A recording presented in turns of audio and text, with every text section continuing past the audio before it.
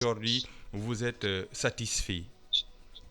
Absolument, vous me permettrez d'abord de remercier Monsieur le Président de la République qui a tenu parole. Tout ce qu'il avait promis de faire, il l'a fait. En fait, il voulait le faire depuis très longtemps. C'est parce que techniquement, c'était très compliqué. Et c'est la raison pour laquelle il avait, lui, d'abord pensé à faire les élections, à reculer les élections jusqu'au mois de décembre. Ensuite, il a voulu les reculer jusqu'au mois de mai, faire un glissement, comme je l'ai appelé. Mais bon, techniquement, c'était très compliqué et je pense que beaucoup de gens n'ont pas compris. Moi, je me réjouis du fait qu'aujourd'hui, nous serons en mesure, éventuellement, d'avoir une élection présidentielle inclusive et apaisée. Je sais qu'il y a des gens, certainement, qui ont dépensé beaucoup d'argent pour faire une campagne. Nous sommes un État. L'État doit pouvoir trouver les moyens d'indemniser les uns et les autres et qu'on reprenne le processus. C'est ce que je pense. Je sais que ce n'est pas tout le monde qui est d'accord avec moi, mais moi, je préfère qu'on ait un glissement de 3 mois, je l'ai dit avant de partir en voyage, pour que nous ayons une élection présidentielle inclusive et que la sérénité revienne dans les cœurs et dans les esprits. Mhm.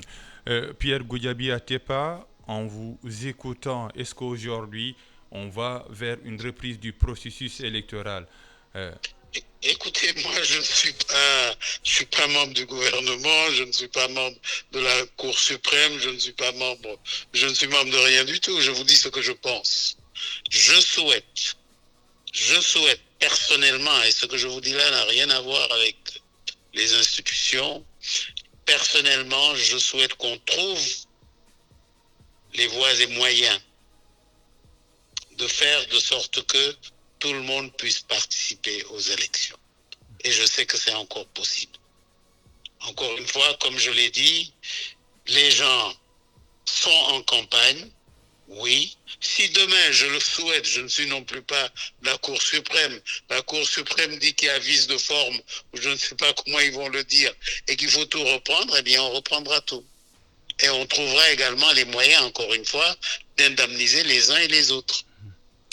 Est-ce Voilà. que ce sont les résultats du dialogue entre Ousmane Sonko et Macky Sall, la sortie d'Ousmane Sonko et la reprise du processus électoral? La sortie doucement. Écoutez, vous n'allez pas me faire parler, me faire dire des choses que je ne dois pas dire. Je me réjouis du fait qu'il y ait eu un échange entre le président, ma modeste personne, Monsieur Ousmane Sonko, et qu'aujourd'hui, Ousmane Sonko et Bassirou. Bassirou Diomaye soit en liberté et qu'également des centaines d'autres personnes qui avaient été arrêtées dans les mêmes conditions aient pu retrouver la liberté. Et j'ai dit au président tout à l'heure que je le félicitais et que je le remerciais parce qu'il a tenu parole. Pour moi, c'est ça qui est important. Maintenant, voyons tous, regardons les choses autrement. Il y a l'apaisement, rebattons les cartes et voyons ce qu'on peut faire ensemble. Alors, Monsieur Atepa, vous avez remercié le président Macky Sall. Maintenant, qu'est-ce que vous attendez d'Ousmane Sonko, désormais libre? Mais laissez-le d'abord retrouver son foyer, hein, qu'il se repose, qu'il continue son carême en bon musulman, et après on verra. Oui. Pierre Goudiaby Atepa ci wolof rek gis nañ ni Ousmane Sonko ak Bassirou Diomaye Faye ñoom génn nañ kaso yow nga nekk ci doon dox tey jii est-ce que mën nañoo wax ni am nga satisfaction? waaw am naa ci mbégteel bu rëy parce que d'abord maa ngi féliciter président de la République parce que lii la ma diggoon te def na ko lii moo gën ci pour Sénégal comme que def na ko nag léegi daal man gërëm ko rek laa man maa ngi koy gërëm di ko sant ci li mu def. yaa ngi doon wax léegi nii sa mbëbët wala li nga bëgg mooy ñu reprendre processus électoral ci lan nga ko wékk est-ce que luñ waxtaanee la wala leneen la? waaw waxtaan nañ ci waaye mënuma leen wax ne diw moo wax diw moo bëgg kii moo bëgg lii kii moo bëgg lee li ma ci mën a wax daal mooy waxtaan nañ ci te man ci sama gis-gis lii moo gën pour réew mi moom nag président bi ñu commencé loolu mën naa ko wax bi ñu commencé waxtaan li nga xam ne moo taxoon ba mu bëggoon dàq élection yi ba mois de décembre dafa bëggoon jël temps bi nga xam ne comme on dit en français c'est le temps de la justice ñu seet justice bi nu mu mën a def ba libérer ñëpp delluwaat ci seen droit civique loolu tax mu bëggoon ko dàq ba décembre parce que moom ba juin la ko bëggoon def ñu xam ne moom mois de juin di taw bi moom ak nawet bi dina xaw a compliqué mu def ko décembre bi ñu waxtaanee moom sax ci boppam mu bëgg reculer def ko au mois de mai mais bon ça n'a pas été possible pour différentes raisons bon defu ko mënu ko woon ñu jàpp ne foog ñu def élection yi waaye nag élection moom yi mu bëggoon ci lim ma wax te loolu gëm naa ko dafa bëggoon ñëpp bokk comme que nag léegi mu ngi commencé yëf yaa ngi commencé sedd dañu war a toog seet le processus, c'est ce que je pense. Je sais que c'est pas tout le monde qui est d'accord avec moi, mais moi je préfère qu'on ait un glissement de 3 mois, je l'ai dit avant de partir en voyage, pour que nous ayons une élection présidentielle inclusive et que la sérénité revienne dans les cœurs et dans les esprits. Pierre Goudiaby Atepa, en vous écoutant, est-ce qu'aujourd'hui on va vers une reprise du processus électoral? Écoutez, moi je suis pas membre du gouvernement, je ne suis pas membre de la Cour suprême, je ne suis membre de rien du tout. Je vous dis ce que je pense. Je souhaite personnellement, et ce que je vous dis là n'a rien à voir avec les institutions, personnellement, je souhaite qu'on trouve les voies et moyens de faire de sorte que tout le monde puisse participer aux élections. Et je sais que c'est encore possible. Encore une fois, comme je l'ai dit, les gens sont en campagne, oui. Si demain, je le souhaite, je ne suis non plus pas la Cour suprême. La Cour suprême dit qu'il y a vice de forme, ou je ne sais pas comment ils vont le dire, et qu'il faut tout reprendre, eh bien on reprendra tout. Et on trouvera également les moyens, encore une fois, d'indemniser les uns et les autres. Voilà. Est-ce que ce sont les résultats du dialogue entre Ousmane Sonko et Macky Sall, la sortie d'Ousmane Sonko et la reprise du processus électoral? La sortie d'Ousmane... Écoutez, vous n'allez pas me faire parler, me faire dire des choses que je ne dois pas dire. Je me réjouis du fait qu'il y ait eu un échange entre le président, ma modeste personne, monsieur Ousmane Sonko, et qu'aujourd'hui, Ousmane Sonko et Bassirou Diomaye soient en liberté et qu'également des centaines d'autres personnes qui avaient été arrêtées dans les mêmes conditions aient pu retrouver la liberté. Et j'ai dit au président tout à l'heure que je le félicitais et que je le remerciais parce qu'il a tenu parole. Pour moi, c'est ça qui est important. Maintenant, voyons tous, regardons les choses autrement. Il y a l'apaisement. Rebattons les cartes et voyons ce qu'on peut faire ensemble. Alors, M. Atepa, vous avez remercié le président Macky Sall. Maintenant, qu'est-ce que vous attendez d'Ousmane Sonko, désormais libre? Laissez-le d'abord retrouver son foyer, qu'il se repose, qu'il continue son carême en bon musulman, et après on verra. Oui. Pierre Goudiaby Atepa ci wolof rek gis nañ ni Ousmane Sonko ak Bassirou Diomaye Faye ñoom génn nañ kaso yow nga nekk ci doon dox tey jii est-ce que mën nañoo wax ni am nga satisfaction? waaw am naa ci mbégteel bu rëy parce que d'abord maa ngi féliciter président de la République parce que lii la ma diggoon te def na ko lii moo gën ci pour Sénégal. Comme que def na ko nag léegi daal man gërëm ko rek laa man maa ngi koy gërëm di ko sant ci li mu def.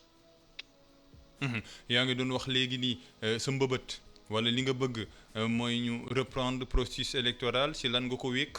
est-ce que lu ñu waxtaanee la wala leneen la.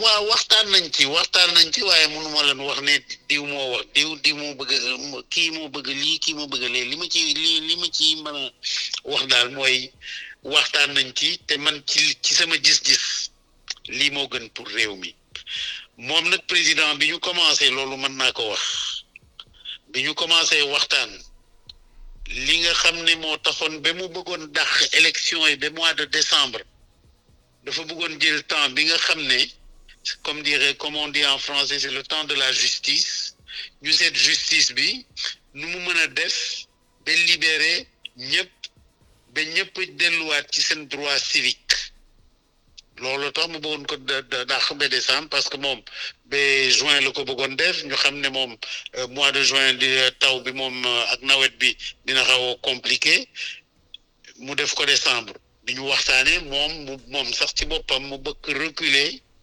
def ko au mois de mai mais bon ça n'a pas été possible pour différentes raisons bon defu ko mënu ko woon ñu jàpp ne foog ñu def élection yi waaye nag élection moom yi mu bëggoon ci lim ma wax te loolu gëm naa ko dafa bëggoon ñëpp bokk comme que nag léegi mu ngi commencé yëf yaa ngi commencé sedd dañu war a toog seet Sénégal bi ñun ñëpp ñoo ko bokk nu ñu war a toog seet nu ñuy def élection yoo xam ne ñëpp ci war a bokk li ma ciy yokk mooy ñi nga xam ne bon comme que ils étaient sélectionnés ñu def ci xaalis ju bëri ci campagne bi réew mën na seet gouvernement bi mën na seet nu ñuy def ba delloo leen xaalis bi nga xam ne ñàkk nañ ko ci campagne bi pour ñu mën a préparer deuxième campagne bi ñëw.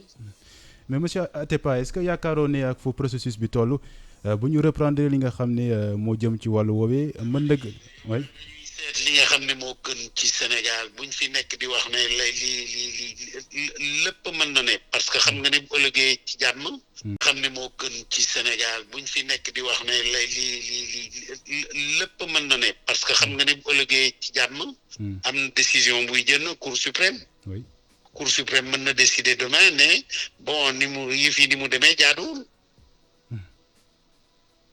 lu ñu waxtaanee la ci diggante Ousmane Sonko ak Macky Sall reprise processus électoral.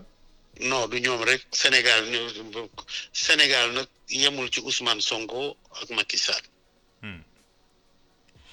man defe naa ñëpp a war a toog ñi nga tulle kilifa diine yi ñëpp a war a toog seet nuñ koy defee mais techniquement affaire bi c'est technique actuellement techniquement lan la ñu war a def pour jàmm dellu si fii ci réewu Sénégal. ñu bañ a def élection yoo xam ne buñ ko defee tey bu ëllëgee nit ñi ñëw revendiquer naan lii la buñ ko mënee dax man ci sama gis-gis bu gàtt sama xam-xam ju gàtt ni ngeen koy waxee ci wolof dax élection yi 3 mois réew mi am jàmm xam ne moo gën ci Sénégal buñ fi nekk di wax ne li lépp mën na ne parce que xam nga ne bu ëllëgee ci jàmm am na décision buy jënd Cour suprême Cour suprême mën na décider demain ne bon ni mu demee jaaduwul lu ñu waxtaanee la ci diggante Ousmane Sonko ak Macky Sall reprise processus électoral. non du ñoom rek Sénégal nag yemul ci Ousmane Sonko ak Macky Sall. man defe naa ñëpp a war a toog ñi nga tulle kilifa diine yi ñëpp a war a toog seet nuñ koy defee mais techniquement affaire bi c'est technique actuellement techniquement lan la ñu war a def pour jàmm dellu si fii ci réewu Sénégal ñu bañ a def élection yoo xam ne buñ ko defee tey bu ëllëgee nit ñi ñëw revendiquer naan lii la buñ ko mënee dax man ci sama gis-gis bu gàtt sama xam-xam ju gàtt ni ngeen koy waxee ci wolof dax élection yi 3 mois réew mi am jàmm moo gën ñu naan ni comme que c'est le 24 nañ ko def le 24 nañu seet techniquement et juridiquement li ñu war a def pour reculer ko de 3 mois xam ne moo gën ci Sénégal buñ fi nekk di wax ne li lépp mën na ne parce que xam nga ne bu ëllëgee ci jàmm am na décision buy jënd Cour suprême Cour suprême mën na décider demain ne bon ni mu demee jaaduwul lu kon ñu nag loolu bu amee waxtaanee la ci diggante Ousmane Sonko ak Macky Sall reprise processus électoral. non du ñoom rek Sénégal nag yemul ci Ousmane Sonko ak Macky Sall.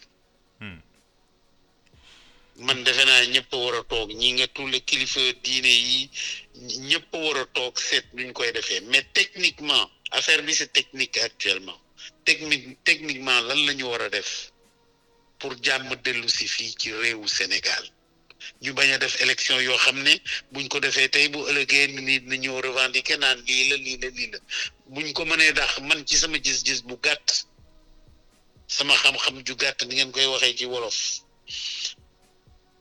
dax élection yi 3 mois réew mi am jàmm moo gën ñu naan ni comme que c'est le 24 nañ ko def le 24 nañu seet techniquement et juridiquement li ñu war a def pour reculer ko de 3 mois ñëpp bokk ci loolu mooy sama gis-gis ci sama xam-xam ju gàtt. est-ce que Ousmane Sonko ànd na ci. waxtaan nañu ci loolu mais man Ousmane Sonko mu ànd ci mu bañ ci ànd man sama xalaat laay wax. moom nag moom la moom moo xam li mu bëgg man li xam ne moo gën ci Sénégal buñ fi nekk di wax ne lii lépp mën na ne parce que xam nga ne bu ëllëgee ci jàmm. am na décision buy jënd Cour suprême. oui Cour suprême mën na décider demain ne bon ni mu demee jaaduwul. lu ñu waxtaanee la ci diggante Ousmane Sonko ak Macky Sall reprise processus électoral. non du ñoom rek Sénégal nag yemul ci Ousmane Sonko ak Macky Sall. man defe naa ñëpp a war a toog ñi nga tulle kilifa diine yi ñëpp a war a toog seet nuñ koy defee mais techniquement affaire bi c'est technique actuellement techniquement lan la ñu war a def pour jàmm dellu si fii ci réewu Sénégal ñu bañ a def élection yoo xam ne buñ ko defee tey bu ëllëgee nit na ñëw revendiquer naan lii la buñ ko mënee dax man ci sama gis-gis bu gàtt sama xam-xam ju gàtt ni ngeen koy waxee ci wolof dax élection yi 3 mois réew mi am jàmm moo gën ñu naan ni comme que c'est le 24 nañ ko def le 24 nañu seet techniquement et juridiquement li ñu war a def pour reculer ko de 3 mois ñëpp bokk ci loolu mooy sama gis-gis ci sama xam-xam ju gàtt. est-ce que Ousmane Sonko ànd na ci. waxtaan nañu ci loolu mais man Ousmane Sonko mu ànd ci mu bañ ci ànd man sama xalaat laay wax. moom nag moom la moom moo xam li mu bëgg man sama xalaat li ma bëgg man sénégalais Pierre Goudiaby Atepa bëgg naa ñu def élection yoo xam ne ñëpp ciy bokk Ousmane Sonko bokkutoon Diomaye c'était le numéro 2 dañ ko jëloon pour remplacer Sonko bu ñu mën a discuter seet techniquement juridiquement lu ñu mën a def pour moom mi nga xam ne moom la ñëpp a bëggoon mu bokk loolu moom Diomaye sax moom xam naa loolu ko gënal wax na ko kon nag vraiment maa ngi gërëm président. Bassirou Diomaye Faye dafa wax ni reprise électorale moo gën. déet mosu waxuma loolu de. dañuy laaj rek pour mu gën a leer rek. ma wax loolu ma waxul. waaw dañuy laaj rek pour mu gën a leer. Bassirou Diomaye ku ko laajoon tey président Sonko bokk moo ko gënal moom mu bokk. loolu moom wax na ko. leer na.